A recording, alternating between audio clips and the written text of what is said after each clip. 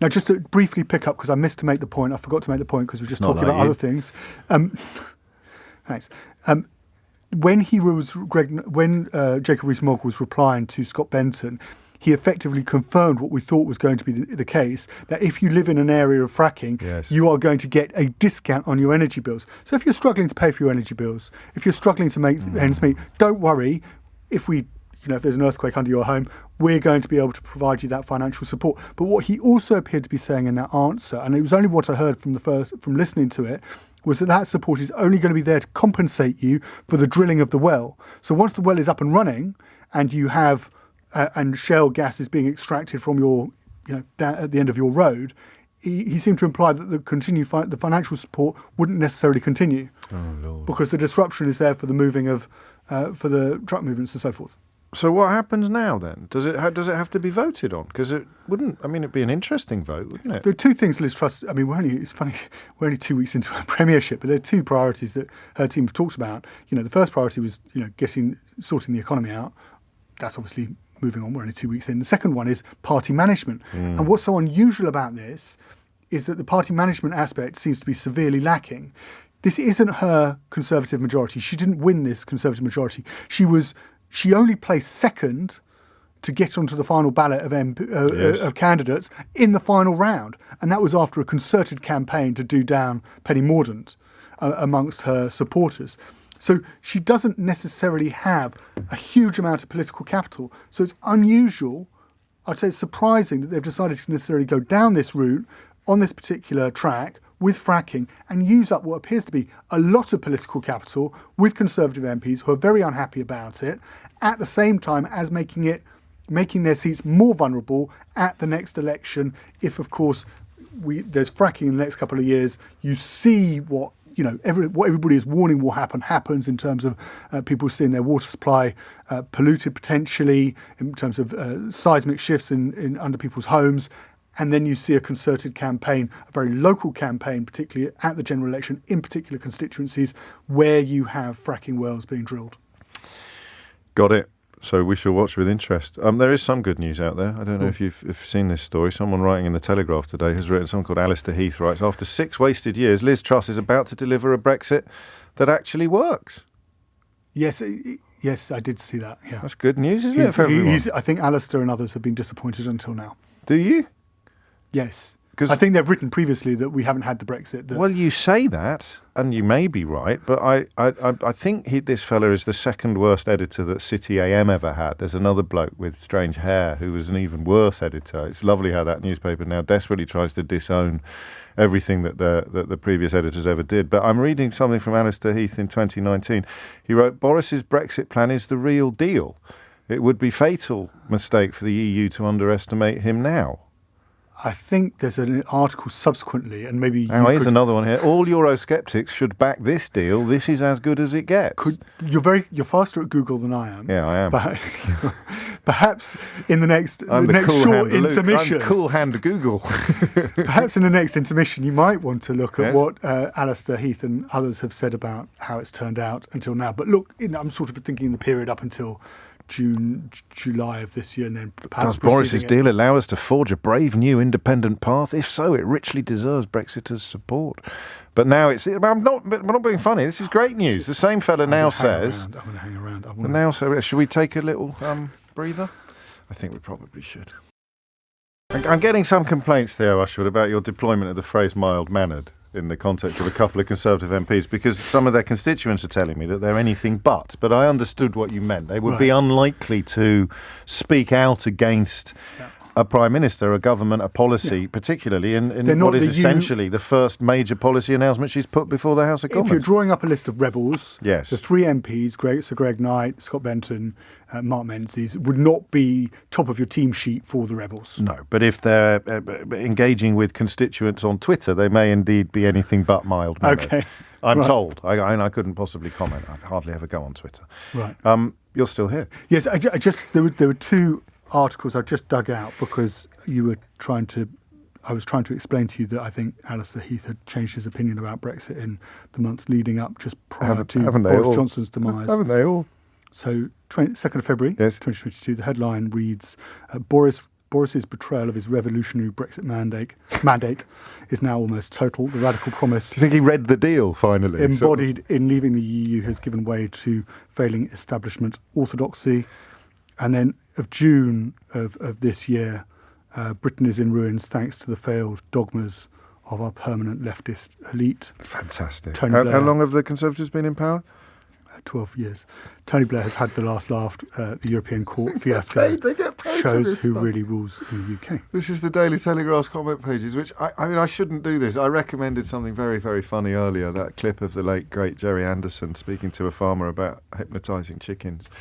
If you really do need cheering up, just have a look at the headlines sometimes of the Daily Telegraph comment pages. They are... Read that last one again, the 12 years. Have you lost it now? No. Britain is in ruins thanks to the failed dogmas of our permanent leftist elite. Tony Blair has had the last laugh. The European... Did you snore? That's 12 years after the Tories got in. 12 years. You snorted, I did snort. Anyway, the European Court fiasco shows who really rules the UK. And then the first line is, who governs Britain? It certainly isn't Boris Johnson. Back to the House of Commons. Because Ed Miliband... I focused on the Tories because, of course, the Tory dissent is the primary story, given that Liz Truss has to try and get this past her own MPs. Yes. But Ed Miliband made this point. Let's come to safety. The 2019 manifesto, on which he and every member of the party opposite stood, said this, Mr. Speaker: we will not support fracking unless the science shows categorically that it can be done safely. They are lifting the ban, but they can't supply the evidence. And the British Geological Survey published today certainly doesn't do it. So, in the absence of the evidence, his approach is to change the safety limits. He says in his written statement laid before this House, tolerating a higher degree of risk and disturbance appears to us to be in the national interest. I look forward to him and his colleagues explaining his charter for earthquakes to the people of Lancashire, Yorkshire, the Midlands, Sussex, Dorset, and indeed Somerset, who will be part of his dangerous experiment. Let me tell the party opposite, we will hang this broken promise round their necks in every part of the country between now and the next general election. Ed Miliband just... smell the cheese. Yeah, displaying why he putting in a performance that perhaps would have he'd have done better with sort of circa 2014. People often wonder that, don't they? I think there must be a great release when you cease to be under constant scrutiny. I think, yeah, you can't and I think bacon, more than bacon sandwich without ending up on. And I think page. more than anyone, Ed Miliband being the sort of chap he is, has probably felt that more than anyone. Couldn't agree more. But there was a bomb warning or a big alarm went off when I was interviewing him for full disclosure. He was calmness personified. He was absolutely super cool, mild-mannered, if you prefer. Theo, great stuff. It's 11:55 is the time, very nearly time for Mystery. I probably should have kept a couple of those GP calls waiting. We'll squeeze one or two more in if we have time, because I was hoping to cross to Moscow, but the chap we were about to talk to has been so busy out covering the protest that he's only got 3% left on his phone, which rapidly diminished when we had him on hold. So I did talk about those protests later. There was a brilliant... Who had the guest on last night? Who had the deputy of Golos on last night? Was it Ian? It was Ian Dale, because we spoke to the leader of the Golos party yesterday. Ian had the deputy on a little later in the day, who made a really good point, because I was thinking, looking at some of the protests in Russia, I was thinking to myself, gosh, they're so brave. They know what the risks are. It must be, coming out, well, this country's got people protesting against medicines during the coronavirus lockdown. In Russia, they're risking their lives going out there to protest against war in Ukraine. But the deputy leader of the Ukrainian party, Golos, on Ian's show last night, suggested that that's a bit dewy-eyed, a bit rose-tinted. It's only now that they're threatened with conscription and being sent to the front that they're protesting against the war. So rather than it being heroic and courageous, this guest of Ian Dale suggested it is actually quite self-interested and selfish. I suspect the truth lies between both of those positions, actually, in the main. But I thought it's one of those interviews where you just go, oh, blimey. But I do two things. I go, oh, blimey. And then I go, maybe we should do more interviews on the show, because this one Ian's doing is so fascinating. But I tend to rely more on callers, like Nick in Hackney, who's up next. Nick, what would you like to say? Hello, James. Hello. Therese Coffey's league tables that she's going to produce on waiting times. I mean, first of all, it's injecting a culture war immediately between patients and GPs. I think that. Why do you think? I mean, just the idea that it's all your fault for being lazy that I can't see a GP. Yeah, exactly. I mean, we've seen plenty of instances before, but it's also not a response to the current crisis, because this was mooted a year or two ago, even in NHS England documents. And what they're going to do is basically remove funding from practices that don't meet the targets. And are you sure? Yes. Oh, absolutely. But that's the stupidest thing I've ever heard. Yeah, I mean, I think Therese Coffey actually either intimated it or said it in that interview clip that you played. And it's preordained. There is no response here. The idea of the additional roles that have been introduced as kind of doing things that GPs can't do, the idea of substitution, it's a kind of zombie idea. It's a duff idea. It doesn't... someone comes in with abdominal pain. They've had a lifetime's history of irritable bowel syndrome. You can't prima facie say what that abdominal pain is. So, the person with a ruptured abdominal aortic aneurysm goes and sees a physician's assistant who's not trained to pick that up. There's probably, I mean, not to cast me in the role of the defender of the policy, but I mean, it's probably not unreasonable to suggest there might be some transfer that could be undertaken. I know an awful lot has already been done, but an earlier caller suggested that some practices haven't done as much transferring of duties as perhaps they could have done. I'm not suggesting for a minute it's going to conjure up 1.2 million new appointments out of nowhere, but it's not beyond the realms of possibility that there's room for improvement in some, if not many, practices. Or is it? I'm asking that. I'm not saying that. I'm asking it. The key word is additional. Yes. And what they're doing is substituting. And that's very clear from our end of the lens, that they are replacing GPs with subskilled, underqualified people. Right. And these additional roles, the first kind of reviews of them have been done. They filled 40% only in the last 2 years. And what that actually means for general practices is they only get 40% of that potential pot of funding to run the practice. And the other thing is that the additional roles reduce patient satisfaction, and they don't. The recent studies suggest they don't reduce GP workload, which is kind of intuitive on my part. I know that because I've worked in the system, and it doesn't. It doesn't reduce our workload. So again, we can speculate or not about what the real reason behind this might be, and we wonder that is it incompetence or a sinister master plan? And on this one, I lean a little bit more towards the latter. Not that it's masterful, or I guess it's so transparent that it's sinister. They're not going to announce the privatisation of the NHS one day. This is a point it took me quite a while to understand, and I should really apologise for this. It only hit me really hard in the last week or two. They're not just going to announce one day, oh, by the way, we are privatising NHS. You're going to wake up one day and it will be privatised. And that day may already actually have passed. If you see it as a graph, we may have already passed the point of no return. That's another conversation we need to have. But it's not, I think we've all fallen into this trap of thinking they're going to stand up one day and say, well, today I am delighted to announce that we are privatising the NHS. That was never going to happen. How could it?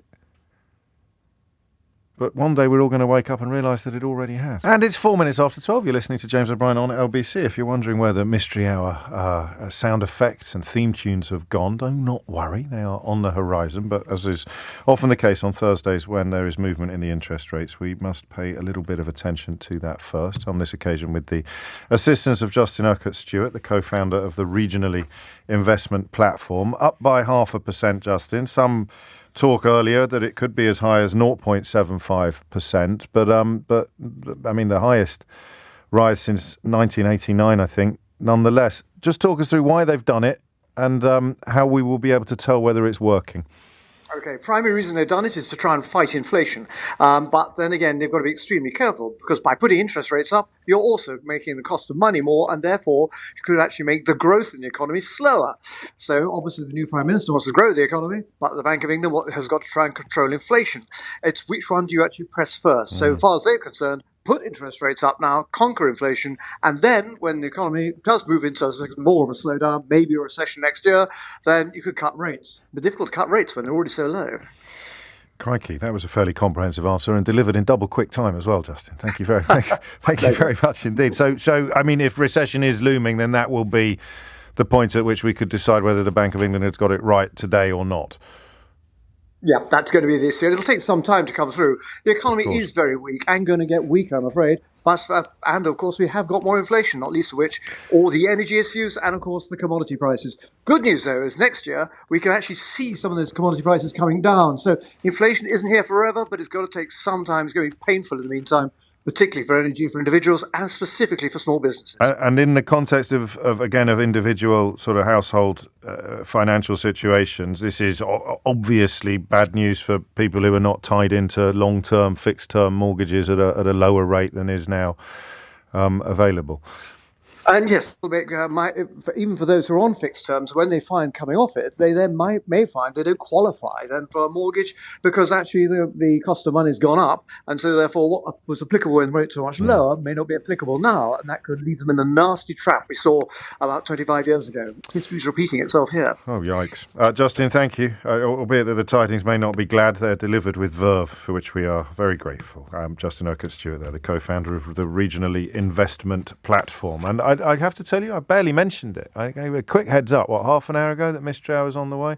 But you don't need a heads up anymore. The switchboard's already groaning under the weight of contributors, although as people are politely invited to take their question and stick it where the sun don't shine, it does free up other phone lines for people who do need an occasional reminder. So here we are, your weekly opportunity to achieve the sort of satisfaction not ordinarily available anywhere else on your radio dial. This is LBC from Global, leading Britain's conversation. Mystery Hour with James O'Brien.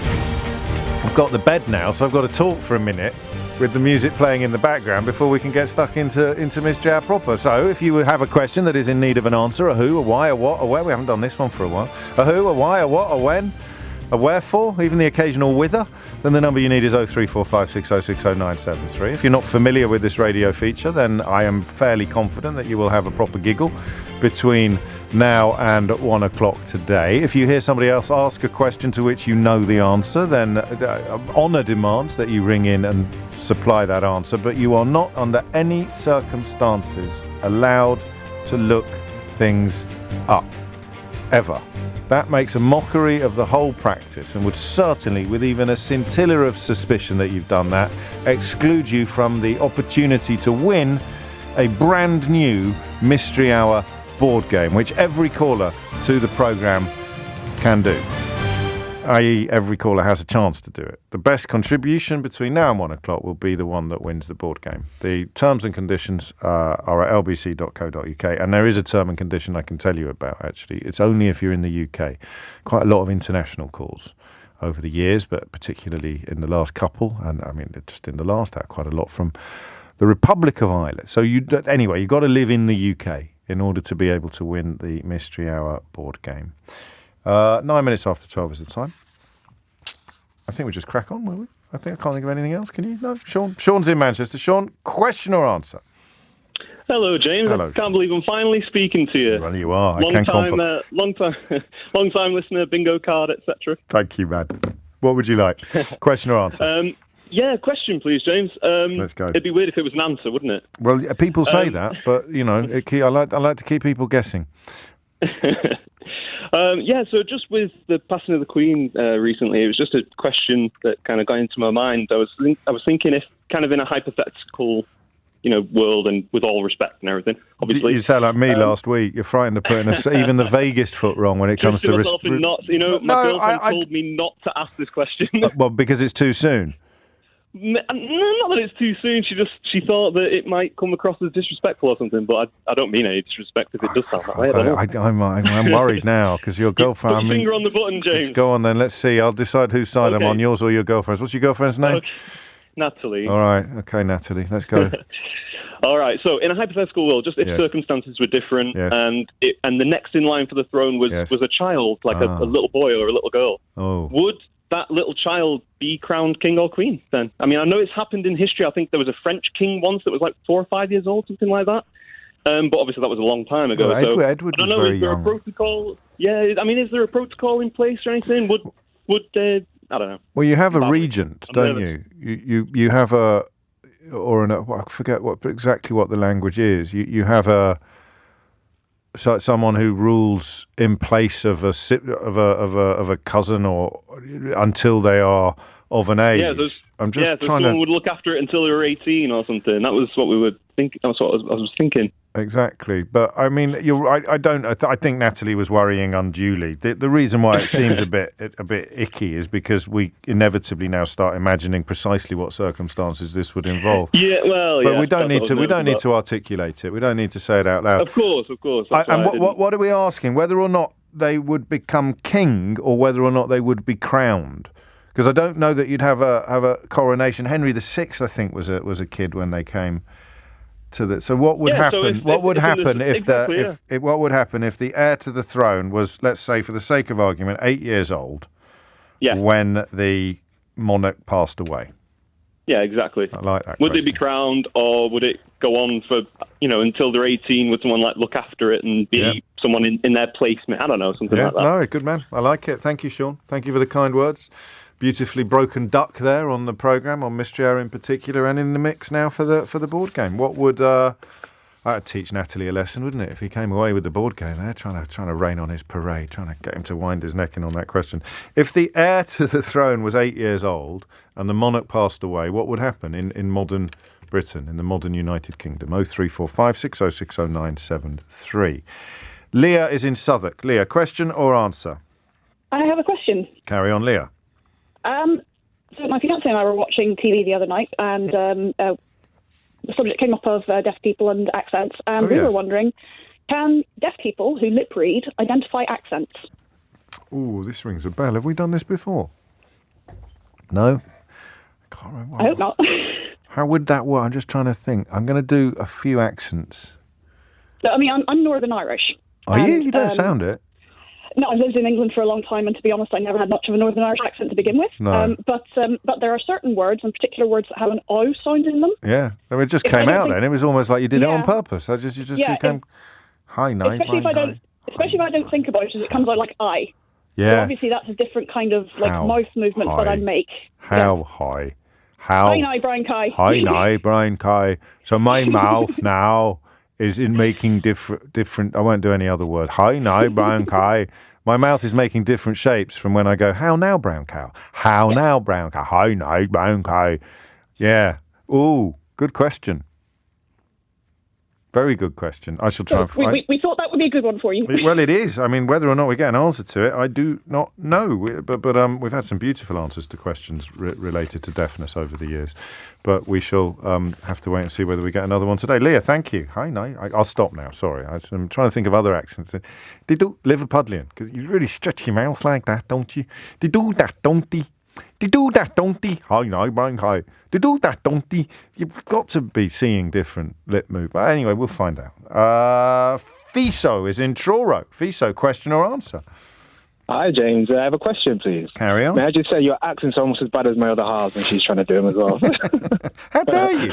I was very nearly an actor. Carry on.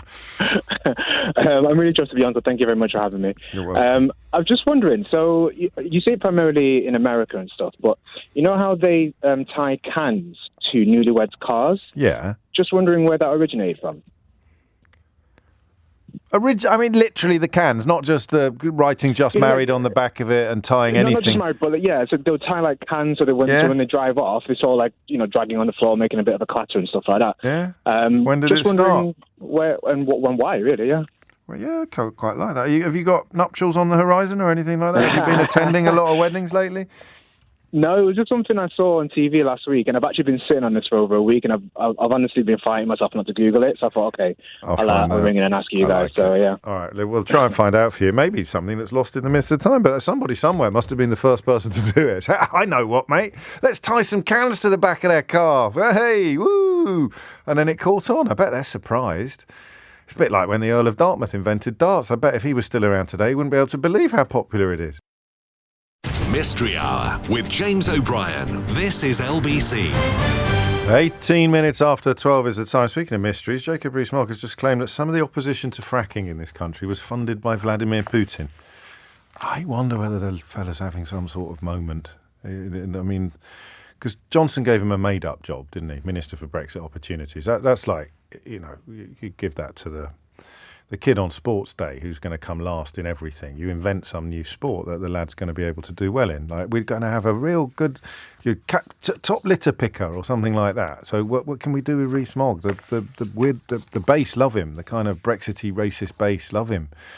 All the sort of Daily Mail reading pensioners, they really love him because they're so deferential. They've been raised to spend their lives tugging their forelocks, doffing their caps. So Minister for Brexit Opportunities. There you go, J-Dog. Fill your boots. Even you won't be able to make too big a mess of that, although he did very well, actually. He didn't do a very good job of making a mess of it, but not a complete mess. So now they've made him business secretary, and he's falling apart on day one. Not at the hands of the opposition, but at the hands of his own MPs. Why? Anyway, who wouldn't blame it all on Vladimir Putin? What? Back to Mystery Hour. Julie's in Clapham. Julie, question or answer? Hello. Hello. Hello. Good morning. Hello. How Hi. are you? Very well, thank you. I am. Yes, we're all very well. Good. And I have a very important question for you. Let's go. I really want the board game, but that's not really what I'm at here. I'm trying to settle a domestic. Okay. So, I think that making tea using a kettle is the only way to go. Yes. My partner says because of the energy crisis that kettles should be done away with, and we should all be making tea in the microwave. I say that is absolutely disgusting. Making tea in the microwave. Exactly. Fundamentally, it's wrong. It tastes different. And he tells me I have no scientific basis to make this statement. That's quite an interesting it tastes different. It looks different. How does it so look different? You really have to help me. How does it look different? It kind of looks a bit kind of unappealing, like the water's not boiled fully, like there haven't been big bubbles. There's been little bubbles. Do you do it mug by mug? I do it with a kettle in a mug. I don't really like a teapot, but no, you don't. But in the microwave, you put a mug in the microwave. Well, that's what he's proposing. Yeah. No, I just need to get to. I know how to make tea. I know how to make tea using a kettle. And does he put he puts the bag in after he takes the mug out of the microwave? But he doesn't drink tea. But he tells me that everyone that drinks tea should do it in the microwave well, to save energy. There's your answer then. I thought so too. I mean, I'll try and find you a scientist to explain why he's wrong. But Please. The fact that he doesn't even drink it himself, you're drinking, there's no way that's going to work. I don't know why necessarily, possibly because of I can't believe I'm trying to come up with a scientific answer to this question off the top of my head. It might be because of the conduction scenarios. But you know and I know it's just gross. And also, you're going to have a really hot mug.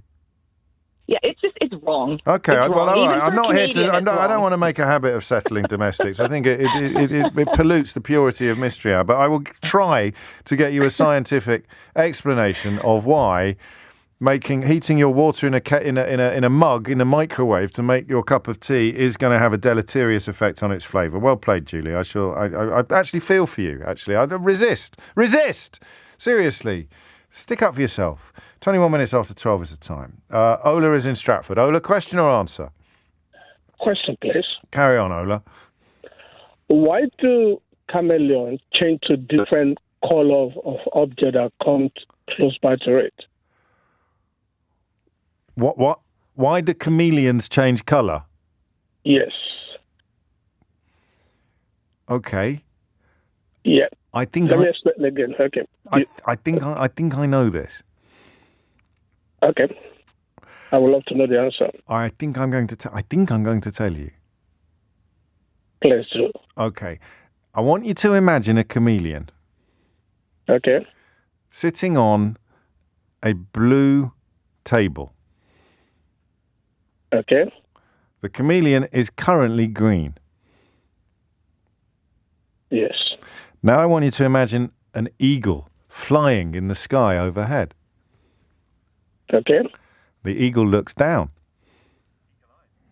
It has. Yeah. It has eagle eyes.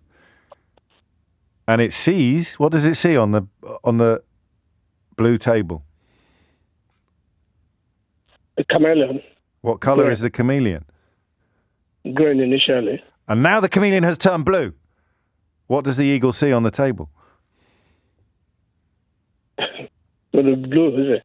What does it chameleon see? Blue. Yeah, blue. But can the eagle see the blue chameleon against the blue background of the blue table? That's a bit tricky. No. Well, that's your answer. That's why they change colour according to their background.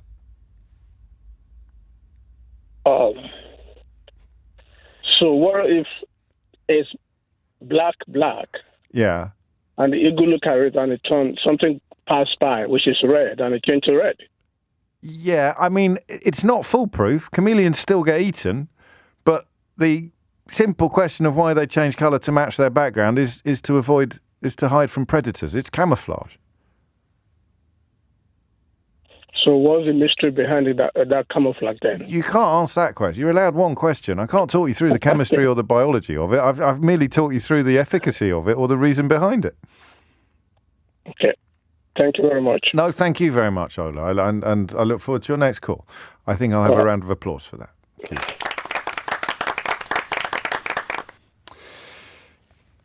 you. John's in Maidenhead. John, question or answer? Question, please, James. Carry on, John. So, ever since the Olympics, I've had this burning in the back of my mind, and I've thought about calling up a couple of times, and people have said similar things, but I don't think it's been quite the same. Go on then. So I'm wondering how far along our human potential we are physically and mentally. Me too. Mate. So I'm thinking, Usain Bolt has done so far in the 100 meters, but how fast can we run if we are the Ivan Drago of performance? And then when it comes to the mental side, same thing. Like how, if Einstein was X IQ, how far can we go? Well, hang on, let's not overcome. We're going to have to pick one area. So I think we're just going to have to pick running. Human performance. Well, no, that's not one area. That's every area. The human condition, how far are we? But there's going to be different answers, isn't there? I mean, it's about whether, in a way, you're asking whether evolution has finished. No, I don't think so. I think current Homo sapien. If we evolve, then that might have a whole bunch of future fun to come with it. I'm thinking current Homo sapien. In its simplest question, how fast can we possibly run? How clever can we possibly get? Stop it. You can't do both questions, can you? You know it's the same question, James. It's not the same question. How good can radio presenters get? It's not the same. Well, that's the same question, actually. And we all know the answer to that already. I mean, maximum speed, because you've got this different with your brain. You've got, that old nugget about there being parts of your brain that you're not using, that all that kind of. But does the human have a maximum speed? Is the question in a way. It's a question, and if you can get someone to answer any one of them, I'll take that. But ultimately, it's that kind of thing. Like, I mean, you think of the 4-minute mile and how excited everyone got about the 4-minute mile or the 10-second 100 meters, and now you wouldn't even get. You and I share a love of tennis, and if you I don't know if you've ever played with a wooden racket. But of course. They're really difficult, really, really difficult. And to think about banging down 150 miles an hour with a wooden racket, or hitting the kind of the little slice and touch shots that then come back over the net because there's so much spin on them. Yes, it just wouldn't happen. So it's the same thing. I'm thinking about. I mean, if you think of the human body as an instrument or a racket or a tool, then does it reach its maximum? Because of course you could wear springs on your feet to run faster, but we're ruling all that out. That's technological innovation. Natural human. We're talking no bionics. We're talking no chips. We're talking perfect in a test tube. On a country farm, private educated, super performance, got all the gels, got all the food, never has maximum speed. They're not supposed to. Perfect human. Yes. What can we do? Maximum speed. Thank you, John. Let's find out. Is it, or are we always going to be able to just shave another 100th of a second off it by training differently or working harder? Whew. John's in Maidenhead, but Gareth is in Portsmouth. Gareth, question or answer? Good afternoon, James. Hope you're well. It's actually a question, please. Carry on, Gareth. It's from my 7-year-old son. He asked me a question the other day that I couldn't answer, and I thought it would be a perfect one for Mystery Hour. Excellent. And if you can answer it, hopefully one of your listeners can. Let's find out. He looked up and he asked, why are waiters called waiters when it's not them waiting for the food? It's us. It's him. He's waiting for the food. Isn't it? It is. Should be the other way around. Yeah. Well, why are they called servers, or why waiters? And it baffled me, so I thought I'll give you a shout and see if you can find out for me. There's two different kinds of wait, and your son has stumbled across the distinction in a quite perfect fashion. There's wait for, and there's wait on. isn't there? Yeah, of course, yeah. So we wait for the food, but the waiter waits on us. That's true. So I guess, I don't know whether it means that he's waiting for us to give our orders, or waiting for us to ask for something else, or waiting for us to finish so he can clear the plates away, but he is waiting on us.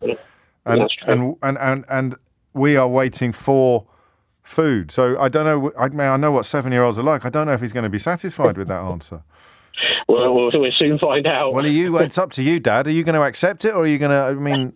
I'd like to push it out there, see if anyone's got any other... I think we probably should, actually, just for your lad's sake. What's his name? His name's Owain. I think Owain would be cross with us if we didn't actually, especially given it was his feast day earlier this week, wasn't it? It was. There we go. Look at that. Keeping my Welsh listeners happy. Finally got around. You kept on saying Owen, and I did text you in that day saying my 7-year-old will be mad because it's Owain, not Owen. Oh, I've made up for that now as well. This is just it's all happening now. So we will Owain. We will find out. Well, we shall try. Other than that, I'll take the round of applause because it is a semantic distinction between wait for and wait on. But I'll definitely leave it out there for a more informed or complex answer. Andrew's in Sydenham. Andrew, question or answer? It's a question, please, James. Carry on, Andrew. So I hope it's relevant to the current cost of living crisis, and I hope Jack on Row will be proud of me. So I'm about to go to the supermarket, and like I'm sure many people have, I've gone shop in the reduced to clear section. Yes. Which has meats and things that run out today with their use-by dates. Right. If I freeze them today, and when I defrost them in a week's time, have I bought myself any extra time to use the food, or is it just the clock starts ticking again the moment it comes out of the freezer? What makes you think you might have bought some extra time? Well, I wonder if it's frozen some kind of rotting process in the food that's happening at the moment, and they might paused it for a while. And okay, yeah. So the enzymes would sort of start again. They'd rather than just picking up where they left off, they would have been rewound slightly or something like that. So exactly. Freezing food on the day of expiry. Do you have to eat it on the day that it defrosts? Yeah. I like that question, actually, and it is very helpful. Well, it may prove to be helpful in the cost of living crisis. Yeah. Thank you, Andrew. Top man. 12:30 is the time. Amelia Cox is here now with your headlines. Mystery Hour on LBC with James O'Brien. It is 12:34. Let me run through the question, still in search of an answer. If the heir to the throne in Britain in 2022 was 8 years old and the reigning monarch sadly passed away, what would happen? Can lip readers identify accents? When did we start tying tin cans to the back of wedding cars? Why? I'm going to change Julie's question because the premise of it is so obvious, I think. Why does tea taste different when you boil the water in the microwave? No, I can't change the question. All right. Does tea taste different when you boil the water in a microwave instead of a kettle? Will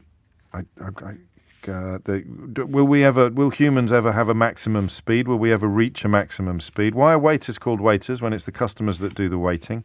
And if you freeze some food on the expiry date, is it exactly where it was when you froze it, when you defrost it, or do you actually gain some extra consumption time? That's my lot. That's all I've got. 0345 6060 973. Tom's in Rochdale. Tom, question or answer? Good afternoon, James. Hello, Tom. Got a question for you. Carry on. So I play football, and I've played football all my life. I'm an outfield player. Right. But the goalkeeping top is always bigger than the outfield player top in length, and I don't know why. Is it? It is. I'm only asking because my dad recently got back from America. Yeah. And he brought me back a goalkeeping top and a normal football top. But I put them both on, not at the same time, but but the goalkeeping top is an extra 3-4 inches longer. I think I know why. Go on. Well, I used to be a goalie. I mean, a long time ago. Right. And bizarrely, I was clearing out some boxes the other day looking for some paperwork so I can get an Irish passport. It's turning into a right old saga. And I found some old school photos of me and the football team at school. And I am the only person whose shirt is not tucked in. Right. And I'm the goalie. Right. So the goalie doesn't tuck his shirt in, does he? Because he's jumping over. No, is that not the answer? I think that's the answer. because the goalie's jumping around all the time and he's not going to have his shirt tucked in, whereas outfield players quite often have their shirts tucked in, usually have their shirts tucked in. So if you're a goalie, you're going to need a little bit of longer shirt, otherwise everyone will be able to see your midriff. No? But you're not buying that? No, because the normal football top still covers your midriff. Not if you're like, perhaps you need some help envisaging what I was like as a goalkeeper. I would leap, Tom. I would leap across. Right, I get that. The goal mouth. It's a pretty good. It's based on the photograph I literally was looking at 2 days ago, and it did even cross my mind that my shirt was bigger than the others, but not longer. Yeah. But it was just longer. Also, goalkeepers are generally taller than outfield players. Taller, of course, yeah. So it might be that as well.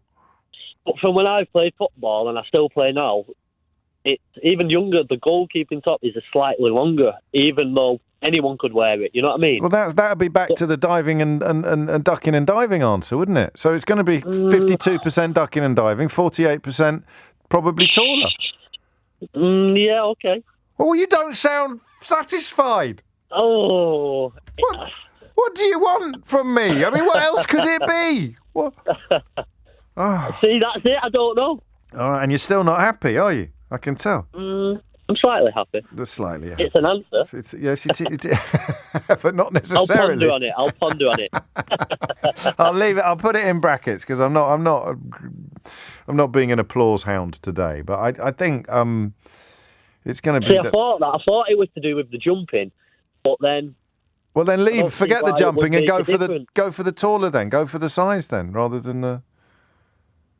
But a medium goalkeeping top and a medium outfield top. The goalkeeping top's going to be longer. All right, why are goalkeeping tops longer? Maybe we need to go full on this, don't we? We need to get someone who makes them. It's no good us just speculating or thinking about it or pontificate. Someone who makes outfits, makes strips, makes football strips. Why do you make the goalkeeping strip longer than the outfield player strip?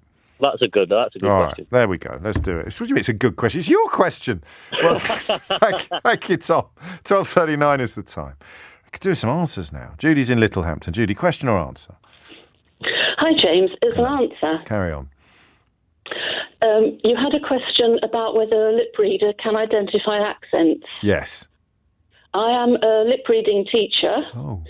I am quite deaf, so I rely on lip reading a lot to help. Okay. And I don't think you can identify accents, but I can certainly tell if I'm talking to someone who doesn't have the same accent as me or an accent of someone that I'm used to.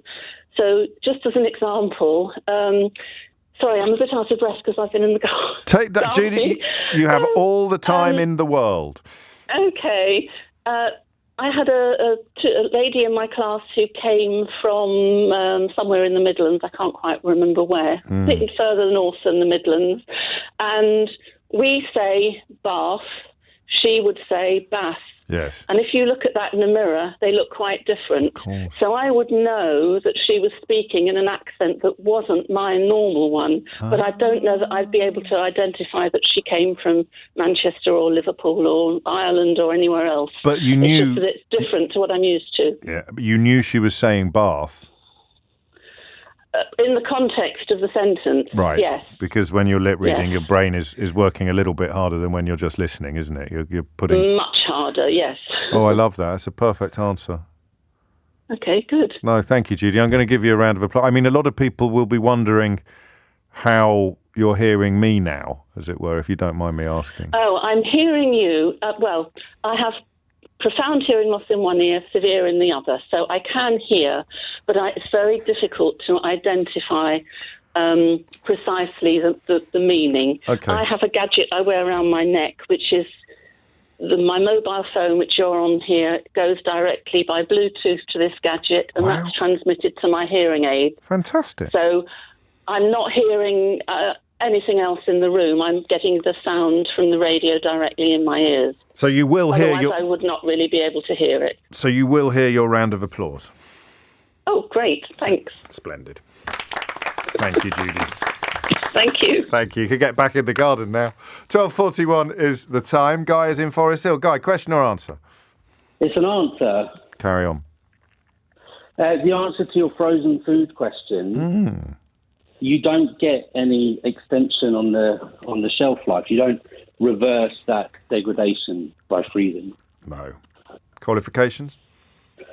I've been a chef for about 20 years, and I used to be in charge of food safety for a very large pub group.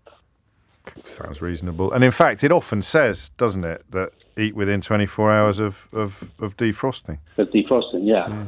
So that is a fairly... The only thing, it depends, if it's a raw product that you can cook, you'll change the dynamics of the food so that you can kind of reset the clock in that way. But if it's ready to eat, no, you don't get any extension. Round of applause, I think, for Guy. Thank you very much. Thank you very much. Lovely stuff. 12:42 is the time. We're picking them off now. Duncan's in Sutton. Duncan, question or answer? Here's a question, James. Extraterrestrial life, not as yet. Not as yet contacted, we're told. But is there an agreed protocol? We're told, Duncan. Is there an agreed protocol between the various space agencies? Between the nations that have a space program, who would lead it? Would it be presumably the United Nations? What's the strategy for dealing with it? And what you mean if alien life makes contact with humanity? What's the protocol? Yes, that we can understand. Not a sort of series of dots and sort of thing would take 1,000 years to work out, which would probably. Well, if they arrived and said, "Take me to your leader," who would we take them to? Is what you're really asking? Absolutely. If you put it in such black and white terms, but I'm presuming it wouldn't be that. What would be the strategy? When was it devised? I mean, there's a whole series of questions linked into it, but keeping it to simple terms. All right.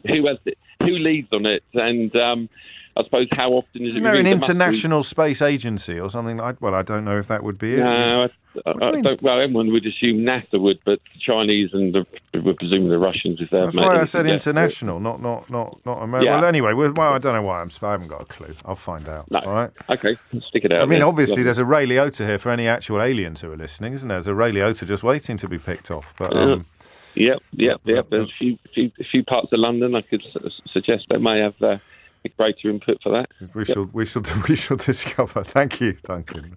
So coming out to 1:45. So again, we need the aliens question. What's the protocol if they visit? The goalkeeping shirts question. I like that one a lot. All the way from Rochdale. Why are they longer? Freezing food on the day we have now dealt with. Boom. Waiters waiting. Why are waiters called waiters? Will humans ever have a maximum speed? Tea in the microwave. Weddings and cars. We've done the lovely lip reading and accents. And monarchs. What happens if a child gets to the... if the heir to the throne is 8 years old and the reigning monarch passes away? Should we squeeze in another one? Yeah, let's do it. Tim's in Harlow. Tim, question or answer? Answer, James. Carry on. Why does tea taste different when it comes from a microwave rather than from a kettle? Yes. The answer is dissolved oxygen. So if you heat water in a kettle, then the water is in contact with a surface which is at about 150 degrees centigrade. Yes. So that drives more oxygen out of the water which is in contact with that, whereas in a microwave, it's only ever at something approaching 100 degrees centigrade, so you have a greater degree of dissolved oxygen. That means that it isn't actually any better or worse, it just tastes different than the one you used to if you've heated it in a microwave. That's you being a scientist. Because it is better. It's much nicer out of the kettle, says almost everybody. But you're not going to bring a value judgment in onto something that is essentially chemistry. No, I'm a tea agnostic. Like your tea, I like it. Yeah, I like it. But Julie isn't. She's adamant that the tea is going to taste a heck of a lot better the more oxygen it's got in it. Well, if she tried Earl Grey, she might find that a much more delicate sort of taste. You still wouldn't want microwaved water for your Earl Grey, would you? Well, it does taste different, James. That's the point. The tea tastes different, but maybe you've got a point. We used to have, anyway, you've got the round of applause. Well, hang on, what are your qualifications? I'm a building services engineer. So you work with boilers? I do, yes.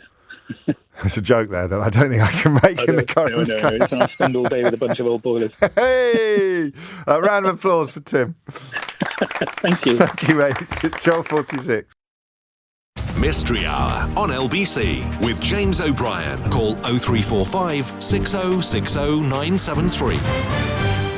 It is 12:49. I don't really submit questions of my own during Mystery Hour, but and in fact, this would be a phone-in topic rather than a Mystery Hour question. But why on earth are Holly Willoughby and Philip Schofield still getting gypped for that visit to the Queen lying in state the other day? Unbelievable. Still trending on Twitter, although the problem with trending on Twitter is that the numbers are often very, very low.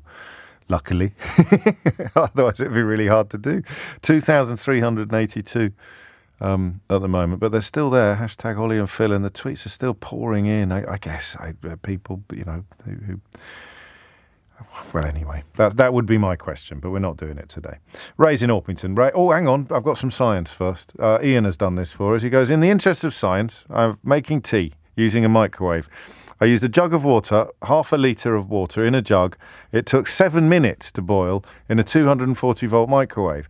I then poured from jug into mug with tea bag and can report no difference in taste. I can believe that. I don't know why, but it seems to me that doing it in the mug versus the jug... Anyway, we need an energy expert to say whether it's the eco option or not.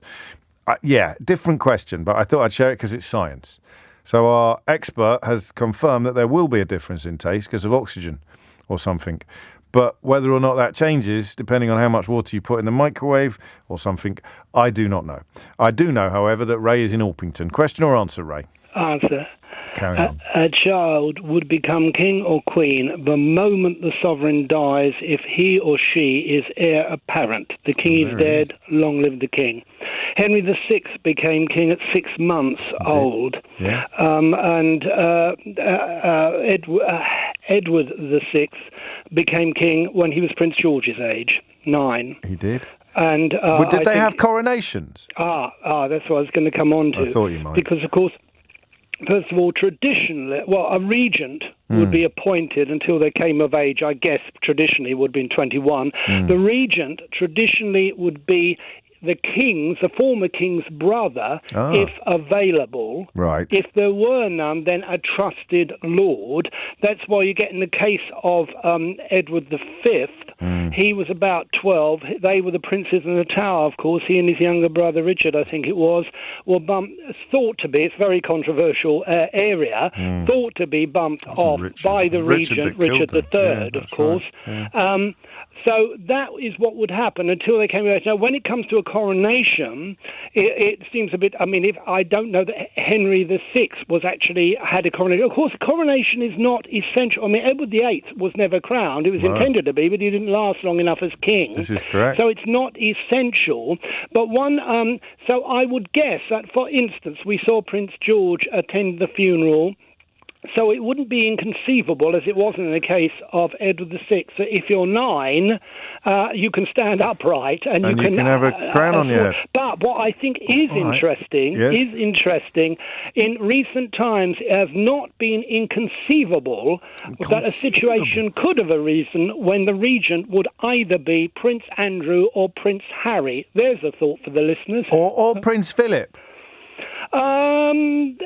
Yes, Prince Philip could have been, but he didn't have the blood royal. No, I know he didn't, but Prince Andrew and Prince Harry do. Yes, gosh, you're right. There is some food for thought, eh?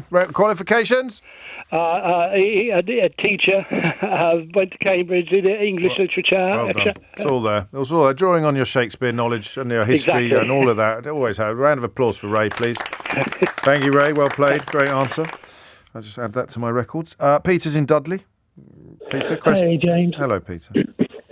Answer, and far be it for me to disagree with you on anything. Oh, no. But on your earlier answer, I'm afraid it is Codswallop, and I have to pick you up on it, I'm afraid. I can guess which one it is. Is it the one that I was the most supercilious and condescending about? Absolutely, it was definitely that one. I'd nearly said, when I am being this condescending to a questioner, I almost always turn out to be wrong, but I thought there's no way I'm wrong about chameleons.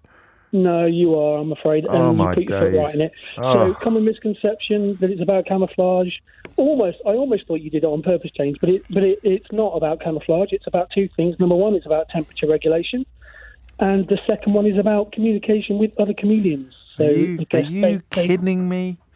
No, so it's about that. So, I guess... It's got nothing to do with hiding from predators. No, not at all. No, there's no evidence for that at all, and there's no evidence for it if you put a chameleon in front of a green thing or on a blue table, as you suggested, it will turn blue. Well, I It never. will only turn blue if it needs to change its temperature, or if the, let's say, the lady chameleon or the male chameleon that they are trying to attract likes the colour blue. Qualifications? I was ill for 6 months with long COVID, and I watched about 20 series of QI, so that's the only qualification. And it came up on there, did it? And no Yeah, doubt, what's his chops? The fellow that Alan Davis, he said what I said, and the alarm went off. I think so, and it's one of those ones that my jaw dropped because I was like, Well, mine what? just did. I've been sold a lie. I've been sold a lie all my life. And poor old Ola. Ola asked a brilliant question, got treated quite condescendingly by the radio presenter, and then sent away with a flea in his ear. Yeah, so I had to defend him, I'm afraid, James. So I apologise to Ola. I think I let Ola down. I think I let you down, Peter. But most of all, I think I let myself down. That's all right. Round of It applause. happens every so often, but it's all good. Thank you. Thank you for being so gentle. No worries. Oh, boy. And everyone on Twitter who was laughing at the lad as well. Yeah. Think on. Will's in Worthing. Will, question or answer? It's an answer. Carry on, Will. It's to do with the goalkeeper shirt and the length of it. Yeah. Now, my thinking is, it's based. I think you were almost right before with the length of it being. Yeah. They have it untucked. But I think it's more of you. It's longer for the reason that you need it tucked in. Well, you used to anyway. But you want to keep it tucked in. So if you're a goalkeeper and you're stretching for the top corner and the rest of it trying to make the save, if it's that extra length, it stays tucked in. It's a bit like a dress shirt. That's always a bit longer than a casual shirt. So it stays tucked in. I think it's less of a thing now because lots of goalkeepers have them untucked anyway, and they're short sleeve anyway. Qualifications? It's tenuous, but I used to be a goalkeeper, and I did I. worked in menswear for a little bit. And that's So did I. We're practically related. How long did you work in menswear for? Oh, it was only like a department store, nothing major for a couple of years. Oh, same here. It's a small world, isn't it? A goalkeeper who worked in menswear. There, we could start a band.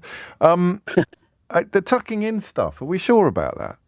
Because Wayne in Basildon used to be. I think he still plays a bit actually, old Wayne, and he texted me to say, try tucking in your shirt when you've got your gloves on.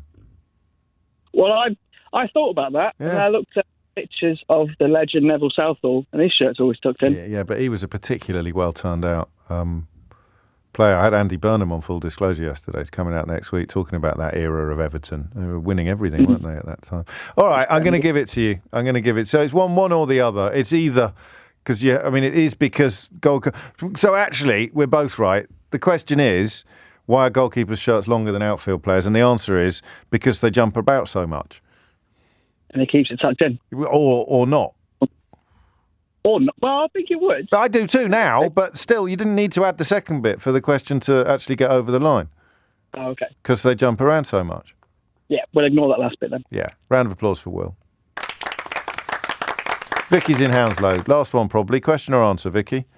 Hi, James. Hopefully it's going to be an answer. So as far as the question with regards to whether or not humans have maximum potential. Do you know, as we asked the question of whether or not humans have reached their maximum potential, Sheila Fogarty walked into the studio. So as if an answer no. An answer on two legs. There it is. Go on, quickly. We've only got 30 seconds. What's it going to be, Vicky? So basically, it's up to the resources that are available to us. So say, for instance, if you look at the evolution of dinosaurs, they reached their maximum capacity because they were eating everything around them.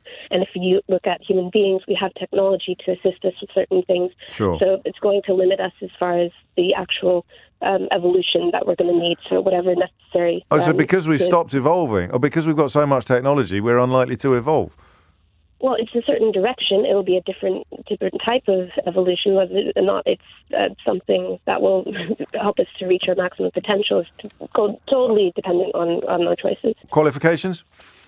AP biology student, so it's like the first years in biology. You can have a round of applause. There we go. Oh, thank you. Oh, you're very, very welcome. I have to give the game to Ola, don't I, now, really? I don't know whether he's going to want it or not, much after the way he was shabbily treated on this programme. Well, I missed the answer. What was the answer?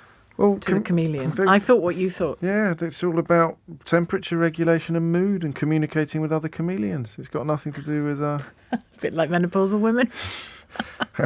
I was Don't come near me. I was going to do a Karma Chameleon joke now, but you've robbed me of momentum. I'm sorry. Momentum. I'm sorry. Momentum. I'm sorry. Momentum. I'm sorry. Momentum. I'm sorry. Momentum. I'm sorry. Momentum. I'm sorry. Momentum. I'm sorry. Momentum. I'm sorry. Momentum. I'm sorry. Momentum. I'm sorry. Momentum. I'm sorry. Momentum. I'm sorry. Momentum. I'm sorry. Khôn con để mẹ buồn, con đi xa xứ mẹ tuôn lệ sầu. Chiều chiều mẹ đêm mưa